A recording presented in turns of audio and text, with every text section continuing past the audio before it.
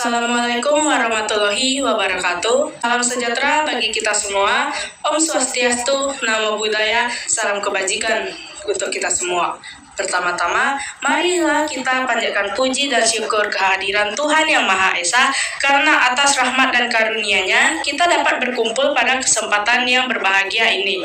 Pada hari ini, saya ingin menyampaikan pidato dengan tema yang sangat penting dan dasar bagi masa depan anak-anak bangsa kita, yakni tentang pendidikan. Yang saya hormati, Ibu Hotmia Dumahorbo, SPD, selaku guru bahasa Indonesia yang mengajar kelas 9. Perkenalkan, nama saya Prasnamita Devi dari kelas 9B. Hari ini saya ingin menyampaikan beberapa hal penting mengenai pendidikan. Yang pertama, arti penting pendidikan. Pendidikan adalah hak dasar setiap warga negara. Pendidikan bukan hanya tentang belajar membaca dan juga menulis, melainkan tentang memperkuat karakteristik seseorang, memperkuat nilai moral, dan dapat membangun pemikiran kritis. Sejak dini, pendidikan menjadi fondasi penting dalam membentuk pribadi seseorang, mulai dari keluarga, sekolah, dan juga masyarakat. Semua memiliki perannya tersendiri dalam menciptakan ekosistem pendidikan yang sehat dan berdaya guna. Pendidikan juga adalah fondasi dari peradaban. Ia adalah cahaya dalam kegelapan, jembatan dari ketinggalan menuju kemajuan, dan senjata paling ampuh untuk mengubah dunia. Tidak berlebihan jika kita mengatakan bahwa kualitas suatu bangsa sangat ditentukan oleh kualitas pendidikannya. Di tengah derasnya arus globalisasi serta tantangan-tantangan baru yang kompleks dan multidimensional, dunia pendidikan di Indonesia diharapkan pada besarnya tanggung jawab tidak hanya mencerdaskan kehidupan bangsa, tetapi juga membentuk masyarakat Indonesia yang berkarakter, berdaya saing, dan adaptif terhadap perubahan. Pendidikan merupakan dasar utama dalam membangun peradaban. Pendidikan merupakan senjata paling ampuh untuk mengubah dunia. Sebagaimana yang pernah dikatakan oleh Nelson Mandela, tanpa pendidikan, semua negara atau bangsa akan tertinggal, bahkan bisa kehilangan arah dalam menghadapi tantangan global. Pendidikan juga bukan hanya soal mendapatkan nilai yang tinggi di sekolah. Lebih dari itu, pendidikan adalah proses pembentukan karakter, kepribadian, dan cara berpikir seseorang. Orang-orang yang terdidik akan mampu membedakan mana yang baik dan mana yang buruk, maupun berpikir kritis dan tidak mudah terpengaruhi oleh hal-hal negatif. Kita adalah generasi penerus bangsa atau generasi emas di tahun yang akan mendatang. Nasib bangsa ini 10 atau 20 tahun ke depannya berada di tangan kita. Maka sepatutnya kita mempersiapkan diri sebaik-baiknya melalui pendidikan. Kita juga harus rajin belajar membaca, mendiskusi, dan memperluas wawasan dalam hal pendidikan. Kita tidak boleh menjadi penonton dalam kemajuan dunia, tetapi harus menjadi salah satu perilaku perubahan itu sendiri. Kita patut bersyukur hidup di Indonesia, di mana pemerintah terus berusaha memperbaiki sistem pendidikan. Banyak program seperti beasiswa, sekolah gratis, dan pelatihan guru yang terus meningkat. Namun, semua itu tidak akan berarti jika kita sebagai pengajar tidak memiliki semangat untuk belajar dan terus berkembang. Di sisi lain, kita juga tidak boleh menutup mata bahwa masih banyak saudara-saudara kita yang belum mendapatkan sistem pendidikan yang layak. Masih banyak anak-anak di luar sana, demi sekolah, mereka harus berjalan jauh sampai ke sekolah, atau bahkan terpaksa putus sekolah karena faktor ekonomi. Ini adalah PR besar bagi kita bersama. Pendidikan harus menjadi hak bagi semua, bukan hanya untuk mereka yang mampu. Sebagai generasi muda, kita juga harus peka dan peduli. Kita bisa mulai dari hal-hal kecil, misalnya dengan saling membantu teman belajar, berbagi buku, atau aktif dalam kegiatan sosial yang mendukung pendidikan. Kedua, tantangan pendidikan di Indonesia saat ini. Meskipun berbagai upaya telah dilakukan, dunia pendidikan di Indonesia masih menghadapi berbagai tantangan. Beberapa tantangan utama tersebut antara lain, pertama, ketimpangan akses pendidikan masih banyak daerah terpencil, terutama di wilayah Indonesia bagian timur yang belum memiliki infrastruktur pendidikan memadai. Anak-anak harus menempuh perjalanan jauh, bahkan melintasi sungai dan bukit hanya untuk sampai ke sekolah. Ketimpangan ini tidak hanya terjadi di tingkat dasar, tapi juga pendidikan menengah dan tinggi. Kedua, kualitas dan kompetensi guru-guru adalah ujung tombak pendidikan. Namun, masih banyak guru yang belum mendapatkan pelatihan memadai, terutama dalam hal pedagogi, literasi digital, dan pembelajaran berbasis kompetensi. Selain itu, kesejahteraan guru, khususnya guru honorer, juga masih menjadi masalah serius. Ketiga, kurikulum yang kurang adaptif. Kurikulum seringkali tidak selaras dengan kebutuhan zaman. Di era digital dan ekonomi kreatif ini, masih banyak sekolah yang terlalu fokus pada hafalan dan hasil ujian. Bahkan pada pengembangan keterampilan abad 21 seperti berpikir kritis, kolaborasi komunikasi, dan kreatif. Keempat, rendahnya minat baca dan literasi. Indonesia masih menempati peringkat rendah dalam indeks literasi global. Ini berdampak pada kemampuan siswa untuk menganalisis, memahami konteks, dan berpikir secara kritis. Kelima, ketimpangan teknologi dan digital pandemi COVID-19 memperlihatkan betapa pentingnya teknologi dalam dunia pendidikan. Namun, sayangnya tidak semua siswa memiliki akses terhadap perangkat digital atau internet yang memadai. Ketimpangan ini menciptakan kesenjangan digital yang makin perlebar jurang pendidikan. Keenam, biaya pendidikan dan putus sekolah meskipun pendidikan dasar gratis. Banyak keluarga masih kesulitan membiayai kebutuhan sekolah anak-anak mereka, mulai dari seragam, buku, hingga transportasi. Hal ini memicu angka putus sekolah, terutama di daerah pedesaan dan keluarga prasejahtera. Ketujuh, lemahnya pendidikan karakter di tengah perkembangan zaman yang serba cepat. Pendidikan karakter justru semakin terpinggirkan, padahal pendidikan yang ideal bukan hanya mencetak individu cerdas, tapi juga berakhlak mulia, jujur, disiplin, dan cinta tanah air. Ketiga, solusi dan strategi untuk mengatasi tantangan pendidikan di Indonesia. Hadirin yang saya muliakan, setelah kita membahas berbagai tantangan yang dihadapi oleh dunia pendidikan di tanah air, penting bagi kita untuk tidak berhenti hanya pada kritik dan analisis masalah. Kita perlu bersama-sama menggali solusi dan menyusun strategi konkret agar pendidikan di Indonesia dapat menjadi lebih inklusif, berkualitas, dan relevan dengan perkembangan zaman.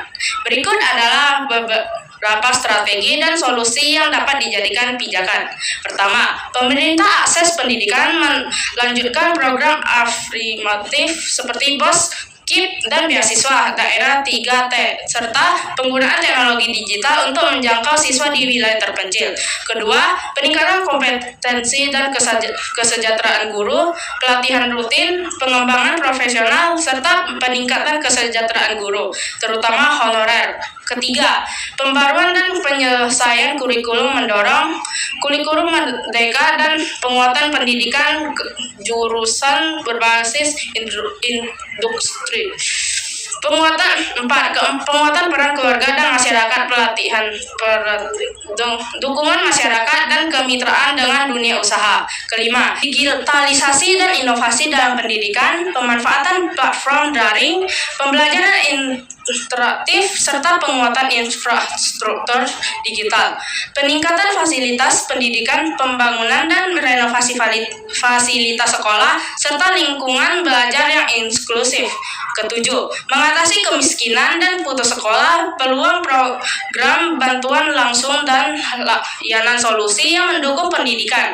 Kedelapan, menumbuhkan karakter dan keterampilan abad 21, pendekatan pada karakter, kreativitas, dan kemampuan berpikir kritis. Kesembilan, reformasi, evaluasi, dan ujian pendekatan penilaian yang lebih holistik dan tidak hanya berbasis nilai ujian. Kesepuluh, kolaborasi multi pihak, kerjasama antara pemerintah, swasta, LSM, dan masyarakat untuk membangun ekosistem pendidikan. Keempat, peran generasi muda dalam membangun pendidikan masa depan. Hadirin yang berbahagia, ketika kita membicarakan masa depan pendidikan, maka kita juga membicarakan tentang generasi muda, karena di tangan mereka lah tongkat estafet pembangunan bangsa akan berpindah. Generasi muda bukan hanya objek, melainkan juga subjek aktif yang ikut membentuk wajah pendidikan. Pertama, menjadi pembelajaran sejati, menumbuhkan semangat belajar sepanjang hayat dengan pemanfaatan berbagai platform edukatif. Kedua, menjadi agen perubahan dan inovasi, menganalisis gerakan literasi, komunikasi belajar, dan solusi berbasis teknologi. Ketiga, pengembangan karakter positif, menjadi teladan dalam integrasi, kerjasama, dan toleransi. Keempat, penghidupan budaya literasi dan kritis, menulis, membaca, dan berdiskusi secara sehat, serta aktif di berbagai forum. Kelima, memanfaatkan teknologi secara bijak, menggunakan teknologi untuk edukasi, bukan sekadar hiburan. Keenam, membangun jaringan dan kolaborasi, menyebarkan semangat positif, dan memperluas gerakan pendidikan. Ketujuh, terlibatnya dalam kebijakan pendidikan, menyuarakan aspirasi melalui forum siswa, mahasiswa, dan media. Kelima, tantangan pendidikan di era modern. Presiden pertama Republik Indonesia, Ir Soekarno, pernah berkata, "Berikan aku 1000 orang tua, niscaya akan kucabut semeru dari akarnya. Berikan aku 10 pemuda, niscaya akan kuguncangkan dunia." Peran beliau jelas, pendidikan dalam membina generasi muda adalah kunci masa depan bangsa. Namun, di tengah pesatnya perkembangan zaman, dunia pendidikan menghadapi tantangan yang semakin kompleks. Tantangan-tantangan ini tidak hanya bersifat teknis, tetapi juga menyangkut nilai, etika, dan arah tujuan pendidikan itu sendiri. Pertama, kesenjangan akses teknologi dan infrastruktur. Pandemi COVID-19 yang melanda dunia sejak 2020 menjadi ujian besar bagi sistem pendidikan global. Di Indonesia sendiri, menurut data BPS tahun 2023, sekitar 25% siswa di daerah terpencil masih kesulitan mengakses pembelajaran daring karena keterbatasannya internet dan perangkat. Hal ini menunjukkan bahwa transformasi digital dalam pendidikan belum menyentuh semua kalangan secara merata. Di saat sebagian siswa belajar dengan laptop dan internet cepat, masih ada anak-anak lain yang harus memanjat bukit atau berjam-jam demi sinyal. Kedua, kualitas dan relevansi kurikulum. Kurikulum kita seringkali terlalu fokus pada hafalan dan nilai ujian. Padahal dunia kerja dan kehidupan nyata menuntut keterampilan berpikir kritis, kreatif, kolaborasi, dan komunikasi yang dikenal sebagai 4C. Critical Things, Creativity, Collaboration, Communication. Tokoh pendidikan dunia, Sir Ken Robinson, dalam pidato terkenalnya di TED Talk mengatakan school kills creativity. Ini adalah kritik terhadap sistem pendidikan yang terlalu terpaku pada standar akademik dan melupakan potensi unik setiap anak. Di Indonesia, kurikulum merdeka mulai diperkenalkan sebagai upaya menjawab tantangan ini. Namun, implementasinya masih butuh waktu dan dukungan semua pihak agar benar-benar bisa menjadi solusi. Ketiga, kesiapan guru dalam menghadapi era digital. Guru adalah ujung tombak pendidikan. Namun menurut survei Kemudian tahun 2022 masih banyak guru yang belum sepenuhnya siap menggunakan teknologi sebagai alat bantu pembelajaran. Sebagian besar guru juga menghadapi beban administratif yang berat, sehingga waktu untuk meningkatkan kualitas pembelajaran menjadi terbatas. Oleh karena itu, peningkatan kompetensi guru dalam menggunakan teknologi dan pendekatan pedagogisis modern menjadi hal yang sangat penting. Kita butuh guru yang bukan hanya mengajar, tapi juga menginspiratif. Keempat, literasi digital dan keamanan siber. Anak-anak zaman sekarang sangat akrab dengan dunia digital. Namun, akrab bukan berarti bijak. Menurut data Kominfo tahun 2023, lebih dari 50 remaja di Indonesia pernah terpapar konten negatif di internet, termasuk hoaks, ujaran kebencian, bahkan pornografi. Tantangan pendidikan saat ini bukan hanya mengajarkan cara menggunakan teknologi, tapi juga mendidik bagaimana menjadi penanggung yang bertanggung jawab. Kita butuh literasi digital yang kuat agar generasi muda tidak hanya menjadi konsumen teknologi, tapi juga menciptakan konten yang positif, kreatif, dan beretika. Kelima, motivasi dan mental kesehatan siswa.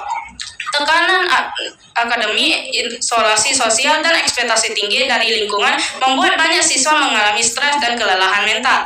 Menurut riset dan Pusat Kajian Kesehatan Mental Universitas Indonesia, sekitar 30 pelajar di Indonesia mengalami gejala depresi ringan hingga sedang. Pendidikan modern tidak boleh hanya mengejar prestasi, tapi juga memperlihatkan kesejahteraan mental dan emosional peserta didik. Sekolah harus menjadi tempat yang aman dan nyaman, bukan hanya tempat mengajar nilai. Keenam, model penilaian yang belum komprehensif. Selama ini, keberhasilan siswa sering diukur hanya dari nilai ujian, padahal banyak potensi siswa yang tidak bisa diukur dengan angka semata. Penilaian berbasis proyek fotografi hingga refleksi diri perlu dikembangkan untuk memberi gambaran utuh tentang kemampuan siswa. Namun, tantangan ini bukanlah alasan untuk menyerah. Justru disinilah peran semua pihak dibutuhkan untuk memastikan bahwa pendidikan tetap relevan dan adaptasi terhadap zaman. Keenam, peran guru dan sekolah. Guru bukan sekadar pengajar, tapi pendidik, pembimbing, bahkan orang tua kedua bagi siswa. Sekolah bukan hanya tempat belajar, tetapi juga laboratorium kehidupan.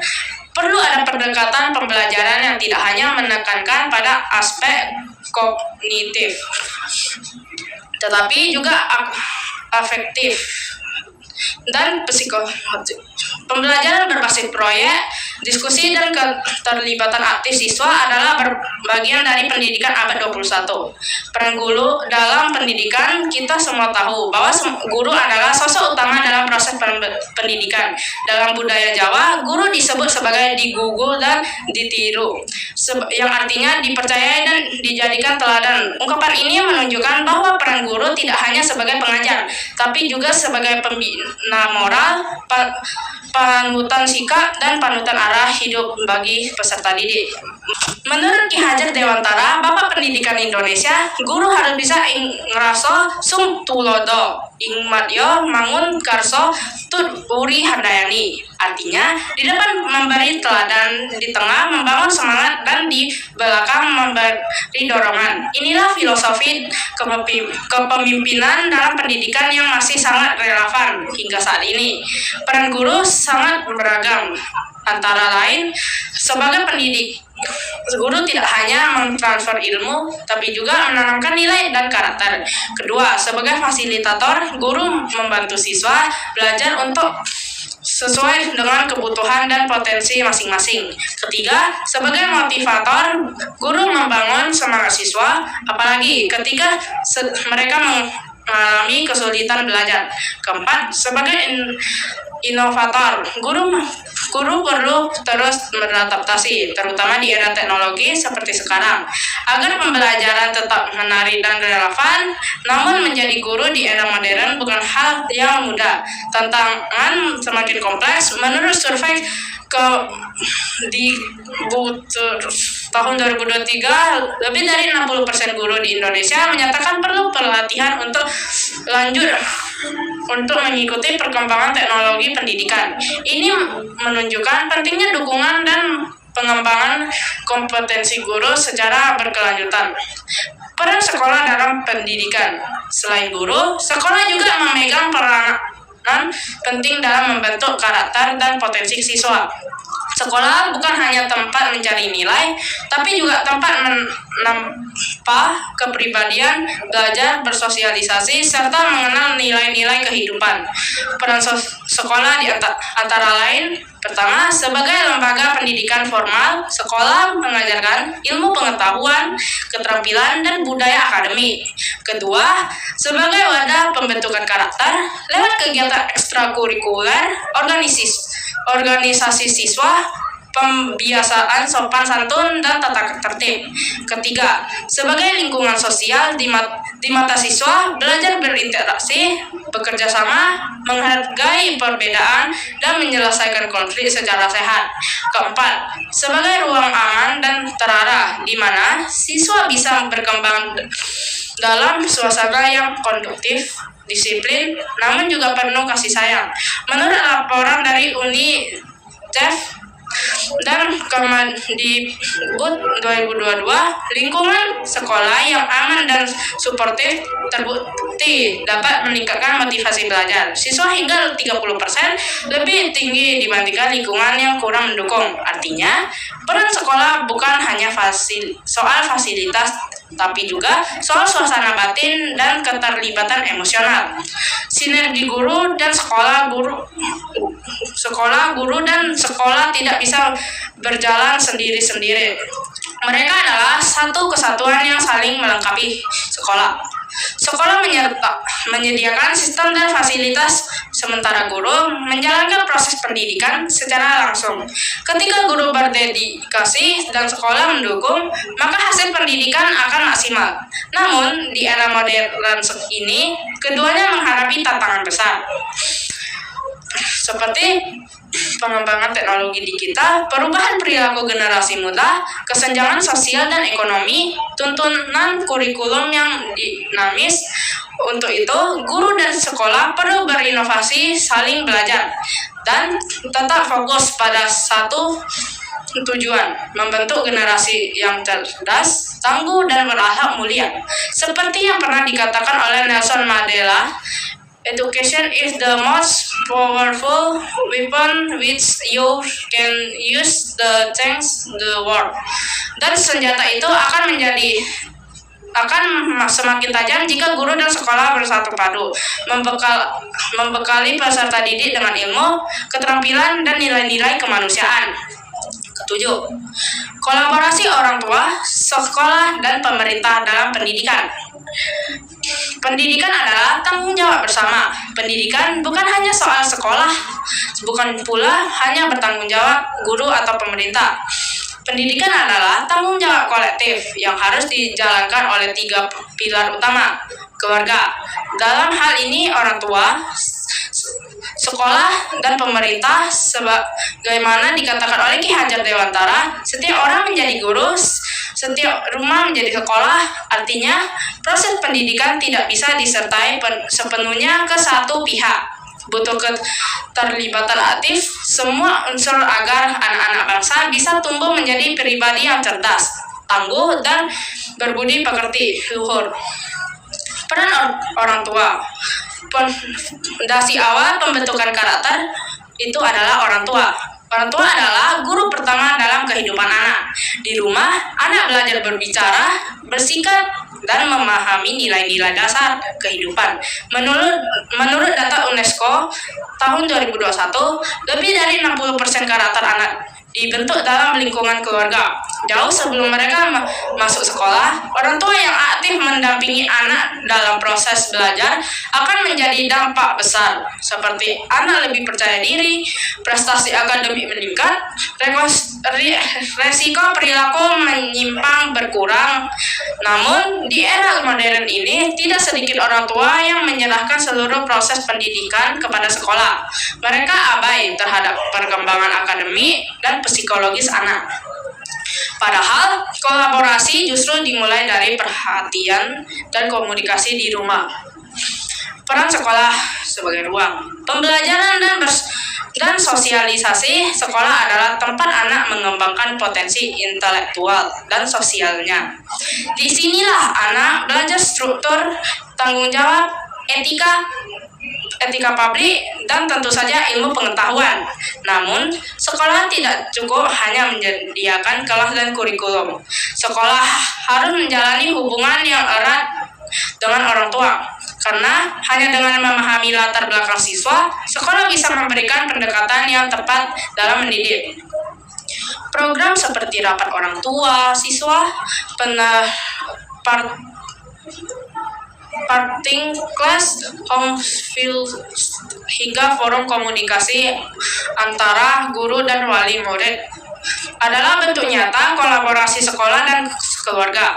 Sebagaimana disampaikan oleh materi pendidikan Nadiem Makarim dalam proses Merdeka Belajar, proses belajar tidak boleh hanya terjadi di sekolah. Sinergi dengan orang tua harus menjadi kekuatan utama. Ketiga, peran pemerintah. Kebijakan, fasilitas, dan perlindungan pemerintah memiliki tugas strategis dalam menciptakan sistem pendidikan yang adil dan berkualitas. Tanggung jawab ini mencakup penyusunan kurikulum nasional, pengadaan dan distribusi anggaran seperti BOS atau bantuan operasional sekolah, program KIP atau Kartu Indonesia Pintar, dan beasiswa, pembangunan infrastruktur sekolah, sertifikat dan pelatihan guru, serta pengawasan terhadap praktik pendidikan di seluruh wilayah Indonesia. Menurut BPS tahun 2023, akses pendidikan dasar di Indonesia telah mencapai lebih dari 93%. Namun, tantangan belum selesai. Di banyak daerah, khususnya wilayah 3T, tertinggal, terdepan, terluar, fasilitas masih terbatas, dan distribusi guru masih belum merata. Untuk itu, kebijakan pemerintah tidak bisa bersifat top-down semata. Harus ada dialog sementara pemerintah pusat, daerah, sekolah, dan orang tua agar sistem pendidikan bisa benar-benar menjawab kebutuhan real di lapangan. Mengapa kolaborasi ketiganya sangat penting? Kebanyakan bila ketiga pilar ini berjalan sendiri-sendiri, orang tua hanya fokus pada urusan rumah, sekolah bekerja dalam ruang tertutup, pemerintah sibuk membuat kebijakan yang tidak menyentuh realita. Apa yang terjadi jika pendidikan menjadi pincang, anak menjadi korban? Maka kolaborasi adalah kunci utama. Seperti pada contoh berikut, keberhasilan kolaborasi ini bisa dilihat pada program sekolah penegak dan kampung literasi. Di berbagai wilayah, orang tua, guru, komunitas lokal, dan pemerintah daerah bergotong royong membangun semangat belajar yang luar biasa hasilnya. Anak-anak menjadi lebih aktif, semangat belajar meningkat, dan karakter positif pun tumbuh. Seperti pepatah Afrika mengatakan, "It takes a village to raise a child." Dibutuhkan seluruh elemen masyarakat untuk membesarkan satu anak. Maka, membesarkan seluruh generasi bangsa tentu butuh komitmen dari kita semua. Penutup dan harapan untuk masa depan pendidikan Indonesia. Hadirin yang saya hormati, pendidikan adalah tanggung jawab kolektif dari negara, masyarakat, keluarga, hingga diri kita sendiri. Ia adalah hak setiap anak bangsa. Pendidikan yang kita cita-citakan adalah yang membentuk manusia seutuhnya, cerdas, berkarakter, dan berdaya saing. Kita ingin sistem pendidikan yang adaptif, inovatif, dan menjawab kebutuhan zaman. Mari kita semua, pemerintah, guru, dan orang tua, siswa, dan seluruh elemen bangsa bersatu membangun ekosistem pendidikan yang lebih baik.